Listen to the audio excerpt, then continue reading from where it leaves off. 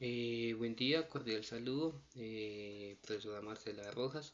En el día de hoy voy a presentar el trabajo sobre tierra, poder político y reforma agraria. En este tema como que voy a abarcar un poco lo que es la historia que ha sucedido desde muy antes hasta ahorita y hablar un poco de los baldíos y tocar todos estos temas que son de mucha importancia.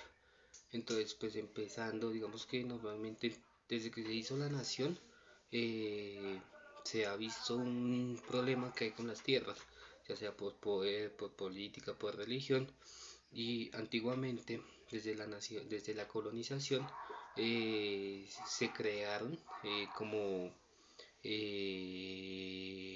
resguardos indígenas, que esos resguardos indígenas encerraban y reducían a las personas en ciertos sitios.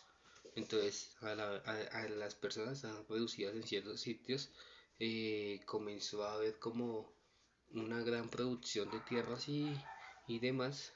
La agricultura aumentó, con ello aumentó un poco, digamos, productos como el tabaco, el anil, y gracias a eso aumentó la demanda de trabajadores. Y gracias a esto aumentaron los minifundios, que como tal son las leyes de tierra, las leyes de las tierras o las famosas baldías, que las baldías se denominan un bien baldío o terreno baldío a aquellas tierras que no son ni urbanizadas, las que no tienen casa, y otras como tal las que no son cultivadas, sino que estas son las que pertenecen directamente al territorio o al Estado colombiano, que carece de un dueño. Entonces, digamos que los baldíos son aquellas tierras que no tienen dueños. Entonces, ¿qué pasó? Digamos que gracias a esos baldíos, en la antigüedad mucha gente tenía mucho terreno, porque como no era de nadie y había alguien que tenía el poder, entonces pues ese que tenía el poder se adueñaba de mucho terreno, como eran antiguamente los indígenas. Ya después con el tiempo comenzaron a haber unas reformas, unas leyes, las cuales dejaron de implementar o dejaron como que eso no fuera así y fuera un poco más equitativo. Entonces gracias a ellos aquí se hizo la ley 110 de 1912, que ¿qué nos decía esa ley? Esa ley como tal nos enfocaba en que más de una persona no podía tener más de 5.000 hectáreas, sino que tenía que tener no más de 2.500 hectáreas. Entonces, al igual que la ley de 1912 que intentó como comenzar a reducir personas, eh, y la ley se siguió implementando la ley 200 de 1936, que como tal hizo una fundación social, que esa fundación social pues ya comenzó a pensar más en que tenía que ser más equitativos para todos. Entonces, en esa ley, después de esa, ya se dio la ley 160 de 1994, que esa se creó mientras el gobierno de César Gaviria. Entonces, ¿qué pasó en esta ley?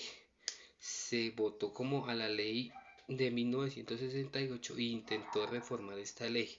Entonces, ¿qué decía? Que había mucha ineficiencia, porque en esta época de César Gaviria ya comenzó a ver mucho lo que es el narcotráfico, lo que es todo esto que tenía que afectar a muchos campesinos y gente que tenía, digamos que sus pequeños terrenos, pero entonces comenzó como a afectarlo. Después de eso, hubo un control y una delimitación de terrenos. Ya comenzó las personas a decir, bueno, este es mi territorio, este sí, este no. ¿Con qué objetivo?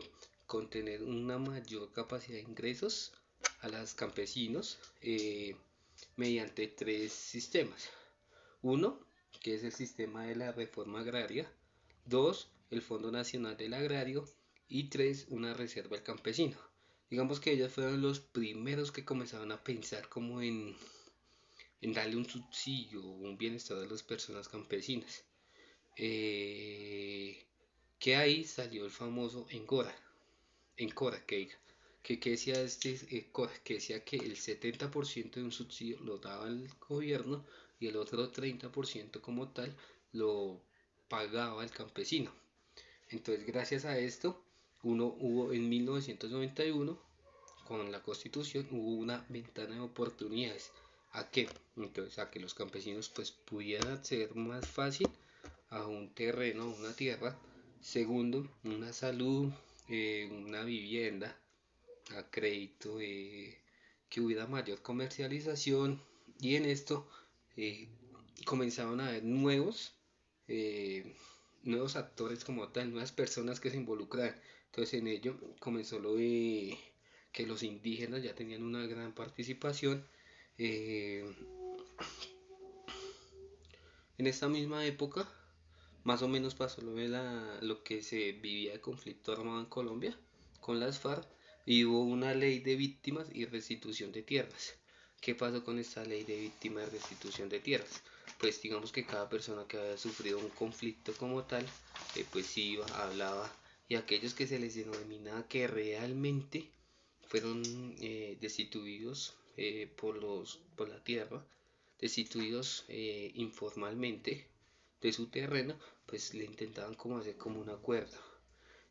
Ya con esto salió una ley de 1900, la ley 1498 del 2011, que comenzó a beneficiar a aquellas personas que tenían que eran víctimas de conflicto armado. Comenzó a dar como un poco más de justicia, más de esto, más de que aquellas personas que realmente se podía comprobar que sufrieron un desalojo inhumano, fueran y los restituyeran, o si fueran y le dieran unos beneficios más, que se le implementara dos enfoques.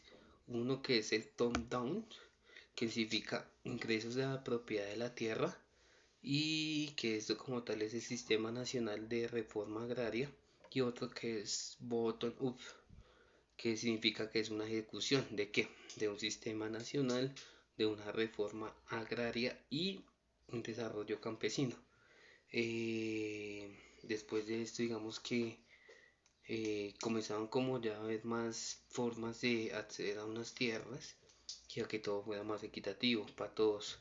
Gracias a esto, digamos que la ley 160 de 1994 no incluía a personas desplazadas. Entonces aquí comenzó a haber como una controversia ya, porque en esta época había mucho conflicto de lo que era conservador y liberal. Entonces digamos que los liberales eran los que más estaban ayudando a las víctimas de conflicto. Entonces aquí hubo una toma de decisiones, que fue una forma nacional de reforma agraria de desarrollo campesino, que ya como que todos quisieron, bueno, vamos a unirnos, vamos a hacer algo de la restitución de víctimas, de tierras, pero esta tiene que ser de tipo 1. ¿Cómo así de tipo 1? Que los objetivos sean claros, que el control y la destrucción sean realmente lo que haya pasado, y que haya una diversidad. Entonces, ¿qué significa una diversidad? Que todo el mundo tenga como una accesibilidad a ellos.